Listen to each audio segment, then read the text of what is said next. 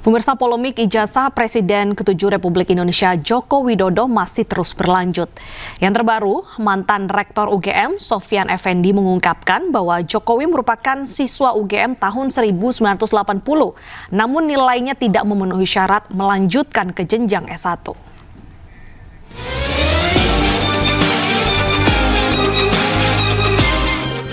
Mantan Rektor Universitas Gadjah Mada Sofyan Effendi menyampaikan sejumlah pandangannya mengenai polemik ijazah Presiden ke-7 RI Joko Widodo. Dalam sesi wawancara dengan ahli digital forensik Rismon Sianipar, Sofyan Effendi mengaku sudah mencari informasi dari rekan-rekannya pengampu di Fakultas Kehutanan UGM. Ia bercerita Joko Widodo memang pernah tercatat sebagai mahasiswa di Fakultas Kehutanan UGM tahun 1980. Namun tidak menyelesaikan program sarjana sebagaimana yang diklaim selama ini. Profesor itu dan mantan dekan juga. Mantan dekan Kehutanan. Tahun 82 tidak lulus di dalam penilaian. Dia karena ada 4 semester itu ya Prof ya penilaian. Ya, ada 4 semester dinilai. Akademik, ya. Dinilai kira-kira 30 mata kuliah lah ya. Ya. Itu dinilai, dia indeks prestasinya nggak mencapai. Berarti sesuai dengan statement Pak Jokowi di UII yang disaksikan oleh Profesor Mahfud MD juga ya Pak? Iya betul, sama. IPK-nya di bawah 2. Ya, oke lanjut Prof, lanjut. Ya, itu ada saksinya Pak Mahfud dan Pak Buya Safi'i yang mendengar. Dan kemudian itu, nah juga saya lihat di dalam apanya di apa yang polisi itu? Polisi. Yang data transkrip nilai, Prof. Transkrip nilai. Atau registrasi. Nah, transkrip nilai. Transkrip nilai. Transkrip nilai itu juga yang ditampilkan saat yang ditampilkan oleh apa itu? Dia kan hanya apa itu IPK-nya yang IPK-nya itu nggak sampai 2 kan. Ya itu, dan karena itu dia kalau sistemnya benar, karena dia ikut itu ada waktu itu masih ada sarjana muda dan doktoral. Jadi dia tidak lulus sebagai tidak qualified untuk itu di DO. Sementara itu, menurut petisi ahli Pitra Ramadhani, Roy Suryo CS baru sibuk mencari barang bukti setelah laporan Jokowi dinyatakan naik ke penyidikan. Bang Aiman, saya ingin sampaikan bahwasannya dari video tersebut adalah video yang tidak bisa dijadikan sebagai bukti yang sah dan kuat di mata hukum apabila tidak diberikan keterangan di hadapan penyidik dan disumpah. Kan begitu. Dan satu lagi itu videonya video potong-potongan, nggak ada di situ beliau menjelaskan nama Pak Jokowi dan lain-lainnya. Ini kan suatu hal menurut saya narasi yang ingin dibangun. Tunggu dulu. Tadi Bang Roy bicara, kita diam. Inilah maksud saya itu nggak terima atas perdebatan dengan pengacara mawar presiden petisi ahli. Makanya Bang Roy ini 1000 kalah dari kita kan gitu. Nah, yang ingin saya sampaikan, mereka ini menuduh dulu, setelah naik sidik baru sibuk nih mencari bukti sampai ke Desa Petoyan kan gitu. Sebelumnya, Polda Metro Jaya meningkatkan status laporan Jokowi terkait pencemaran nama baik tahap penyidikan. Kabid Humas Polda Metro Jaya menyebut pihaknya menemukan adanya dugaan pidana setelah dilakukan gelar perkara terhadap kasus tersebut. Tim Liputan iNews melaporkan. Sementara itu, Presiden ke-7 Republik Indonesia Joko Widodo menuding ada agenda politik besar di balik isu ijazah palsu. Jokowi pun enggan menunjukkan ijazah asli miliknya di luar persidangan.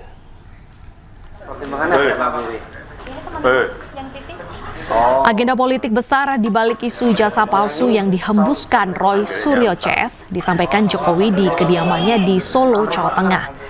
Sementara itu, terkait perkembangan kasus ijazah palsu yang naik penyidikan, Jokowi menyerahkan pada proses hukum di Polda Metro Jaya. Jokowi pun enggan untuk menunjukkan ijazah asli miliknya di luar persidangan. Yang ini kan sudah dalam proses hukum. Dalam proses hukum sudah, malah saya baca kemarin sudah dalam proses penyidikan. Ya sudah, serahkan pada proses hukum yang ada. Kemudian kita lihat nanti di sidang-sidang yang ada di pengadilan seperti apa. Artinya tapi yang jelas saya ingin menunjukkan ijazahnya di dalam sidang pengadilan nantinya. Tidak ada rencana sama sekali untuk menunjukkan secara di luar sidang ya Pak? Enggak, Roy Suryo. harus dalam sidang-sidang pengadilan yang ada nanti. Akan saya tunjukkan ijazah asli yang. Sementara itu, Roy Suryo tetap melawan meski laporan Jokowi soal tudingan ijazah palsu naik ke tahap penyidikan. Roy mengklaim telah mengantongi bukti baru tentang ijazah Jokowi. Ucapkan kepada dunia akhirat, Allahu Akbar. Tidak ada hasil pada lembar yang disebut miliknya Jokowi. Roy Suryo tak gentar menghadapi laporan Joko Widodo tentang tudingan ijazah palsu di Polda Metro Jaya. Meski kasus dugaan pencemaran nama baik yang dilaporkan Jokowi saat ini masuk tahap penyidikan, Roy Suryo CS tetap melawan. Perlawanan itu ia lakukan dengan mengungkap bukti-bukti baru. Roy mengklaim bahwa bukti ijazah asli dari alumni UGM dengan tahun kelulusan yang sama dengan Jokowi. Selain melawan, Roy Suryo juga menganggap kenaikan status laporan Jokowi ke tahap penyidikan penuh kejanggalan. Sangat janggal sekali kalau kemudian ada kenaikan status. Itu yang pertama. Yang kedua soal kenaikan status adalah, kalaupun dipaksakan atau nekat dinaikkan, maka nanti pada yang harus diperiksa pertama adalah pelapor. Joko Widodo harus datang duluan ke Polda Metro Jaya, bukan kemudian sudah ada sounding-sounding minggu ini kami akan dipanggil. Itu urutannya salah besar. Joko Widodo dulu harus dipanggil, kemudian saksi-saksi dari pihak pelapor yang dipanggil duluan, ahli panggil lagi semuanya di sana. Dan yang paling menarik, ini ada perkembangan dari ahli yang katanya ahli ya, yang disebut ahli digital forensik. Pada saat gelar pendapat khusus di Barreskrim, dia mengakui dia bukan ahli analog. Roy Suryo CS bersama dengan TPUA juga telah menyerahkan 3 bukti baru ke Barreskrim Polri terkait dugaan ijazah palsu Joko Widodo. Dari Jakarta, Tim Liputan iNews melaporkan.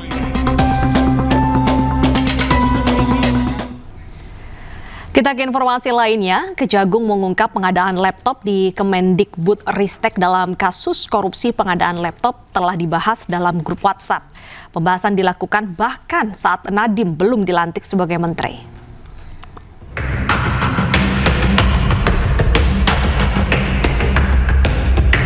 Kejaksaan Agung mengungkap fakta baru dalam kasus pengadaan korupsi pengadaan laptop Chromebook di Kemendikbudristek.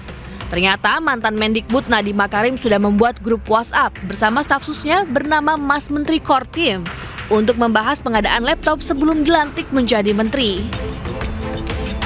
Direktur Penyidikan Jampitsus Kejagung Abdul Kohar menyebut dalam grup WhatsApp sudah ada pembahasan tentang program digitalisasi di Kemendikbudristek dan program ini berlanjut setelah Nadiem Makarim dilantik menjadi menteri. Sebelumnya Nadiem Makarim menjalani pemeriksaan maraton selama hampir 10 jam di Kejaksaan Agung pada Selasa kemarin. Ia diperiksa untuk kedua kalinya dalam kasus dugaan korupsi pengadaan laptop sebesar 9,9 triliun rupiah. Kejaksaan Agung juga sudah menetapkan 4 mantan anak buah Nadiem Makarim sebagai tersangka. Mereka adalah Direktur Ditjen PAUD Sri Wahyuningsih, Direktur Pendidikan Anak Usia Dini Muldiatsyah, Konsultan Perbaikan Infrastruktur Kemendikbudristek Ibrahim Arif, dan staf sus Kemendikbudristek Juristan yang saat ini berada di Australia. Tim Liputan iNews melaporkan. Sementara itu, ex-Mendikbudristek Nadiem Makarim telah diperiksa 2 kali sebagai saksi. Kejagung menyebut untuk menetapkan tersangka, pihaknya membutuhkan minimal 2 alat bukti.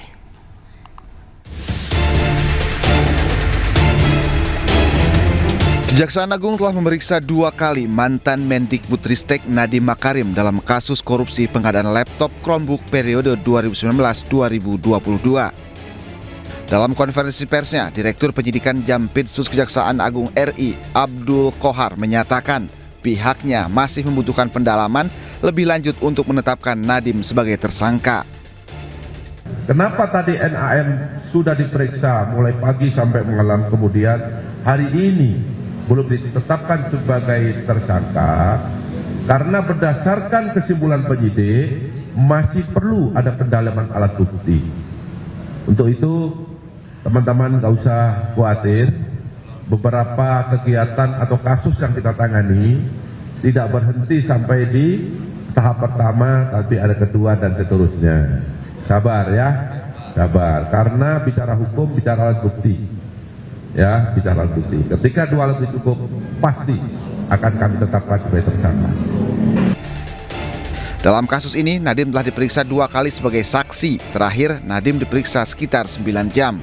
Dalam kasus ini, Nadiem juga dicekal ke luar negeri selama 6 bulan sejak Juni lalu untuk mempermudah penyelidikan. Tim Liputan iNews melaporkan.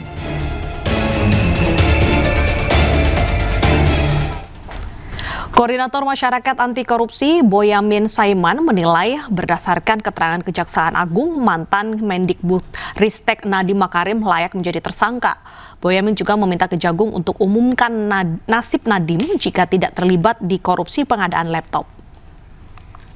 Proses-proses ini sebenarnya gampang kok untuk dilakukan penuntasan, dan segera juga kalau memang ada yang bisa ditetapkan tersangka lebih banyak, ya segera ditetapkan tersangka lebih banyak. Tidak terlepas juga dari dugaan keterlibatan Menteri Nadiem Makarim. Karena versi saya kontennya itu yang sebagaimana dijelaskan Kejaksaan Agung ya layak untuk ditetapkan tersangka, itu versi saya loh ya.